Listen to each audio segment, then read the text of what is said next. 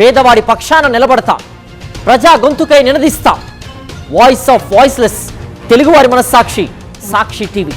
సాక్షి TV ప్రసారాల కోసం మీ స్థానిక cable ఆపరేటర్ను వెంటనే సంప్రదించండి. కూటమి ప్రభుత్వానికి తెలంగాణ ప్రభుత్వం షాక్ ఇచ్చింది.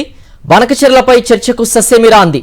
ఈ మేరకు కేంద్రానికి తాజాగా లేఖ రాసింది తెలంగాణ ప్రభుత్వం. ఢిల్లీలో కేంద్ర మంత్రి సమక్షంలో రేపు తెలంగాణ, ఏపీ సీఎంల సమావేశం ఉంది. ఈ సమావేశంలో బనకచెర్లపై చర్చించాలని సింగిల్ ఎజెండా ఇచ్చింది ఏపీ ప్రభుత్వం. ఏపీ ఇచ్చిన బనకచెర్ల అజెండాపై అభ్యంతరం వ్యక్తం చేసింది తెలంగాణ ప్రభుత్వం. బనకచెర్లపై చర్చించాల్సిన అవసరం లేదని లేఖలో స్పష్టం చేసింది. బనకచెర్లకు ఎలాంటి అనుమతులు లేవంటూ లేఖలో ప్రస్తావించింది.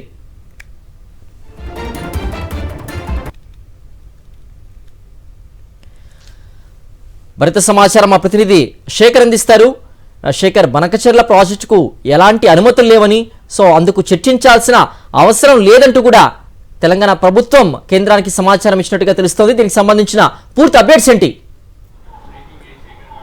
ఏపీలో కూటమి ప్రభుత్వానికి తెలంగాణ రాష్ట్ర ప్రభుత్వం పెద్ద షాక్ ఇచ్చిందని చెప్పుకోవచ్చు. కొద్దిసేపటి క్రితమే కేంద్ర ప్రభుత్వానికి తెలంగాణ ప్రభుత్వం ఒక లేఖను రాసింది. ముఖ్యంగా ఇరిగేషన్కు సంబంధించినటువంటి అంశాలతో పాటు ఉమ్మడి రాష్ట్రంలో విభజనకు సంబంధించినటువంటి అంశాల మీద చర్చ జరిపేందుకు రేపు ఇరు రాష్ట్రాలకు సంబంధించినటువంటి ముఖ్యమంత్రి ఆధ్వర్యంలో కేంద్ర ప్రభుత్వం చర్చలకు పిలిచింది. ఆ చర్చలు రేపు జరగనున్నాయి. దానికంటే ముందు ఏపీ ప్రభుత్వం ఓవరాల్ అంశాలను దృష్టిలో పెట్టుకోకుండా కేవలం బనకచెర్లకు సంబంధించి, ముఖ్యంగా బనకచెర్లకు అనుమతి లేదని ఇప్పటికే ఏపీ ప్రభుత్వం పంపినటువంటి డిపిఆర్ను కావచ్చు, ఇతర అంశాలన్నింటినీ కేంద్ర ప్రభుత్వం వెనక్కి పంపినటువంటి పరిస్థితులు. దాని మీద సింగిల్ ఎజెండా పాయింట్తో ఏపీ ప్రభుత్వం పంపినటువంటి ఎజెండా ఏదైతే ఉందో తెలంగాణ రాష్ట్ర ప్రభుత్వం తీవ్రమైనటువంటి అభ్యంతరం వ్యక్తం చేసింది. తెలంగాణ ప్రభుత్వం తమ్మిడిహెట్టి కావచ్చు, అట్లాగే ఇచ్చంపేటకు సంబంధించినటువంటి ఇరిగేషన్ అంశాల మీద చర్చ జరపాలని ఇప్పటికే కేంద్రానికి లేఖ ద్వారా సమాచారాన్ని పంపినటువంటి పరిస్థితులు. కానీ ఏపీ ప్రభుత్వం పంపినటువంటి ఏవైతే బనకచెర్లకు సంబంధించినటువంటి అంశం ఉందో